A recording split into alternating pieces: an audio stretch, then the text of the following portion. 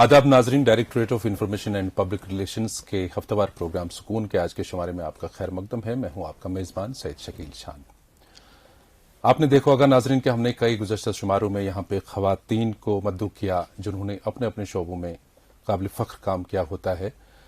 कोई स्पोर्ट्स की तरफ रुझान रखती हैं और कोई आर्टिस्ट होती हैं या कोई लाइन प्रोड्यूसर होते हैं। आपने कई खवातीन को देखा होगा, लेकिन आज कुछ हटके है हमारे प्रोग्राम में। वो ऐसे कि आज एक ऐसी खातून हमारे बीच मौजूद हैं जिन्होंने लोगों की सर्विसेज को, खिदमत खल्क को अपना नज़्बुल ऐन बनाया है और इसी के लिए अपनी पूरी जिंदगी वक्फ की है। ये हैं वंदना दफ्तरी जी। वंदना जी, आपका बहुत बहुत इस्तकबाल है हमारे सुकून के शुमारे में। तो सबसे पहले आप अपना इंट्रोडक्शन खुद दे दीजिए। आप कहाँ से हैं और कहाँ से आपकी शुरुआत हुई और अपना एकेडमिक्स बाकी चीजें। ओके, देखिए, मैं पैदाइश मेरी कश्मीर की है जी, माशाल्लाह। मैं कश्मीर में पैदा हुई थी और मेरे पेरेंट्स, हम सब फतेह कदल, आपने सुना होगा जी, क्या बात। फतेह कदल, वहाँ रहते थे, डाउनटाउन एरिया में रहते थे। तो अराउंड 1989-90, आई थिंक 1990 मार्च तो उस समय जब यहाँ से पंडित चले गए, so that is the time कि we also moved and we were very small. तो इसलिए मैं छोटी थी, सेकंड स्टैंडर्ड में थी, तो मुझे कुछ ज्यादा, अगर आप पूछेंगे कश्मीर के बारे में कौन सी जगह है, तो उतना छोटा बच्चा कितना कुछ देख सकता है, उतना याद नहीं है। सिर्फ मुझे अपनी स्कूल कहाँ था वो याद है, और मेरा मातामाल कहाँ था वो याद है, उतना ही याद है। तो उसके अलावा कुछ आप बोलेंगे तो वो याद नहीं। हाँ, हमारी जो जुबान है कश्मीरी जुबान, हालांकि हम यहाँ से चले गए 1990 में, उसके बाद मैं 30 साल के बाद आई, पिछले साल, बिल्कुल मार्च 2020, 30 साल के बाद। तो हमारी ये जुबान को हमने कभी छोड़ा नहीं। क्या बात है, बाहर रह के भी। तो मेरा सबसे यही रिक्वेस्ट है, आग्रह है कि कहाँ पर भी जहाँ आप हो, पर अपनी जो मदर टंग है, मादरे जुबान जिसको बोलते हैं, उसको तो छोड़ना नहीं चाहिए। तो इसमें आपका ज्यादा असर रहा होगा अपने पेरेंट्स का, जिन्होंने ये जबान कायम रखी आपके घर में। बिल्कुल, बहुत जरूरी है कि जो पेरेंट्स हैं वो ये इस बात पे भी तवज्जो दे कि हमारे जो बच्चे हैं वो अपने कल्चर को भूले नहीं। सही बात। कि हमारा इतना, कश्मीर का इतना रिच कल्चर है, हमारी जुबान, हमारा खान पान, हमारी जो रहन सहन, उठना बैठना, वो जरा नवाजिश जिसको बोलते हैं, तो वो फेमस है बहुत, मेहमान नवाजी वगैरह, वो बहुत फेमस है। तो इसको हमें छोड़ना नहीं। अच्छा, ये चीजें आपके साथ जुड़ी रही, ये चीजें हमेशा। तो 30 साल के वक्फे तक एक लंबी जिंदगी गुजरी है आपकी बाहर। तो चूंकि जैसा मैंने तमहीद में कहा कि आप खिदमत खल्क के लिए अपने आप को वक्फ कर रही हैं, इस वक्त भी उसी मिशन पे काम कर रही हैं आप, तो क्या तहरीक थी, क्या इंस्पिरेशन थी इसके पीछे? जो कि जैसे कि हमने देखा है कि जब जवान होते हैं बच्चे, फिर वो डिफरेंट स्ट्रीम्स की तरफ जाते हैं और पेरेंट्स भी यही लाइक करते हैं कि कोई डॉक्टर बने, इंजीनियर बने, सॉफ्टवेयर की तरफ जाए, कि आईटी सेक्टर में जाए। आपको ऐसा क्या महसूस हुआ था कि आपने लोगों की खिदमत के लिए इस इदारे को चुना और आप यहाँ तक पहुंचे? देखिए, मैंने MBA किया यूनिवर्सिटी ऑफ पुणे से, और मैं अपनी कॉलेज में भी टॉपर रही हूँ, और मैंने 10 साल अराउंड अलग अलग पोजीशंस पे कॉर्पोरेट्स में काम किया है, with very good environment, good people, good package. At the same time क्या होता है कि आपका जो जीवन है, आपको लगता है कि हम सब कुछ सोसाइटी से हमेशा लेते ही रहते हैं, हमारा कंट्रीब्यूशन क्या है सोसाइटी के, हम क्या देते हैं। तो हमारा contribution, when we come from a space, what am I contributing rather than what I am getting from everybody, बिल्कुल, then we'll be at peace with ourselves। सही बात। अगर हम हमेशा ये सोचते रहें मुझे इससे क्या चाहिए, उससे क्या चाहिए, और फिर घर में बैठ के ये खराब है, वो ठीक नहीं है, तो हमारा उसमें क्या कंट्रीब्यूशन है?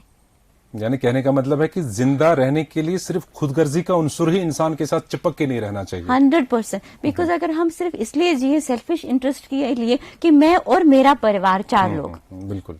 हमारा कैसा है, अभी मेरा परिवार बहुत बड़ा है, क्योंकि जितने भी जहाँ जहाँ प्रोग्राम करते हैं, हम उनको कंसिडर करते हैं वो हमारे अपने हैं, आपकी फैमिली। हाँ, हम भी, हमको लगता है कि इनकी भी जिम्मेदारी, इनके मन की जिम्मेदारी हमारी है। सही बात है ना। बहुत सो इसीलिए we need to be responsible for people around us and take responsibility for people. और जितनी हम जिम्मेदारी लेते हैं, आपने देखा होगा जो ज्यादा जिम्मेदारी लेता है ज्यादा पावरफुल भी होता है। सही बात है, वो तो बात सही है।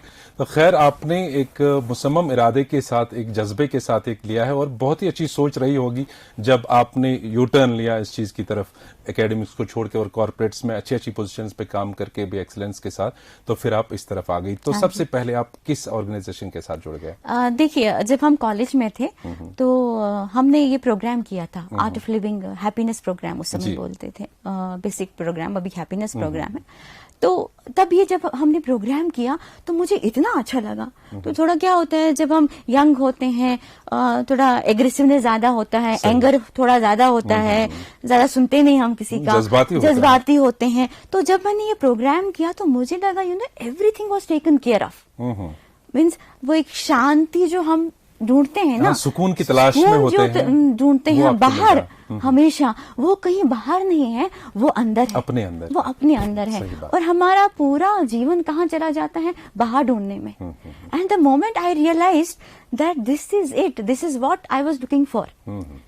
मुझे यही चाहिए था कि जो सुकून शांति जीवन की है, ये अपने ही अंदर है। और तलाश करने की बात है, बस जुस्तजू होनी चाहिए, तलाश होनी चाहिए। लेकिन हमारा क्या होता है कि हम लोगों में ढूंढते हैं, सिचुएशंस में ढूंढते हैं, लेकिन हम ये भूल जाते हैं कि लोग भी बदल जाते हैं, परिस्थितियां, सिचुएशन बदल जाती है, हालात बदलती है, लेकिन वो सुकून वैसे हम अगर हम जोड़ते हैं लोगों के साथ तो वो हमारा ऊपर नीचे होगा। सही बात। The moment we think the peace, happiness is within me, I don't need to look for anywhere else. बिल्कुल, that is it, our life is sorted.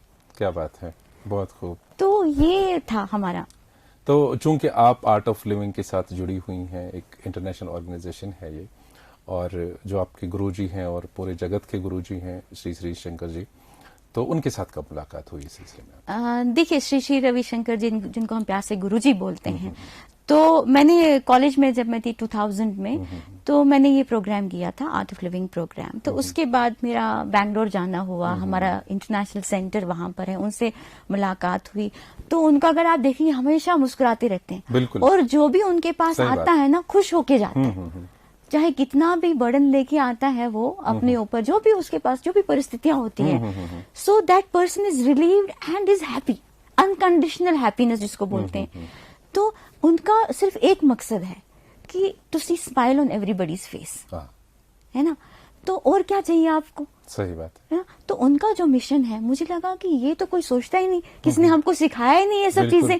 हम स्कूल कॉलेजेस में अपना मन को कैसे हम संभालें, अपने इमोशंस को कैसे संभालें, किसी ने हमको सिखाया नहीं है। तो यहाँ पर मुझे लगा ये असली पढ़ाई तो यही है। सही बात है। जिसने जीवन जीना सीख लिया वही तो है। क्योंकि हालात कैसे भी हो, कोई किसी के पास दुनिया भर की दौलत होती है लेकिन दिल का सुकून नहीं होता है। कोई गरीब होता है, उसकी परेशानियां और होती हैं, तो उसमें भी सुकून की कमी होती है।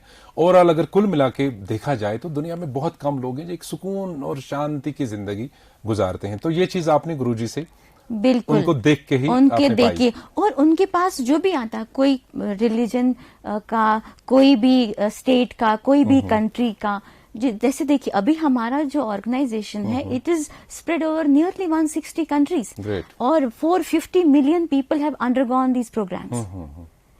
तो इतना सारा जो है वो तभी हो सकता है जब आप सिर्फ प्यार बांटने के लिए आए। सही बात है। आपको कोई अपना मोटिव है ही नहीं, आपका एक ही विजन है, to see smile on everybody's तो फेस। बेंगलोर में आपकी मुलाकात हुई थी श्री श्री रविशंकर जी के साथ। उसके साथ आप बाज़ाबिता तौर आर्ट ऑफ लिविंग के साथ जुड़े रहे। तो कैसा सफर रहा है? उसके बाद के सफर के बारे में आप खुद हालात बयान करें, क्या क्या रहा है? देखिए, उसके बाद क्या हुआ, हम अलग अलग, फिर अब क्या होता है, when you are there in this, every day is a learning for you. सही। when you are with people you know who are in knowledge, who live knowledge. जैसे अगर गुरुजी को आप देखेंगे, he lives what he says. ऐसा नहीं कि आपने कुछ किसी को नॉलेज दिया, ज्ञान दिया, तो फिर और खुद पे अमल करते हैं। हाँ, तो खुद पे अमल करते हैं। जब हमने वो देखा, वही हमने रेप्लिकेट किया जहां जहां हम गए। तो ऑल ओवर इंडिया जहां जहां हम प्रोग्राम्स लेते रहे, वहां हमने जो हमारे आर्ट ऑफ लिविंग के वर्कशॉप्स है, चाहे वो स्टूडेंट्स के लिए हो, जनरल लोकल पॉपुलेशन के लिए हो, गवर्नमेंट रिलेटेड हो प्रोग्राम्स या प्रिजन में प्रोग्राम्स हो। यहाँ पर भी जैसे हमने प्रिजन में भी प्रोग्राम्स किया था, तो सबको हमने प्रोग्राम्स कंडक्ट किए, चाहे यूपी हो, महाराष्ट्र हो, गाजियाबाद हो, दिल्ली हो और कश्मीर हो। इनफैक्ट उत्तराखंड में भी मेरा 5-6 महीने का टाइम था वहां पर, जब वहां पर केदारनाथ का फ्लड्स हुए थे। तो जहां जहां जरूरत होती है आर्ट ऑफ लिविंग हमेशा वहां होता ही होता है। सही बात है। तो इसमें एक वेलनेस की बात आती है, जो मैनकाइंड की वेलनेस के बारे में आप सोचते हैं, तो क्या मेन मुद्दा रहता है, खास तौर पे किस चीज की तरफ फोकस रहता है जिससे इंसान एक तनाव मुक्त हो जाता है? सी फोकस हमारा, देखो हमारा मन हमेशा क्या होता है, you know our mind is always इधर इन द पास्ट और फ्यूचर। मन कहीं यहाँ पर किसी का रहता ही नहीं। अभी हम यहाँ पर बैठे, हो सकता है आप किसी और नेक्स्ट प्रोग्राम के बारे में सोच रहे हो, या पास्ट की किसी चीज में खोए हो। हाँ, सो इधर it goes in the past और it goes to the future. तो क्या होता है, उसको हम कैसे, जब हम पास्ट में जाते हो क्या होता है, एंगर, रिग्रेट, गिल्ट है ना, एंजाइटी, तो एंजाइटी, ये सब फ्यूचर में।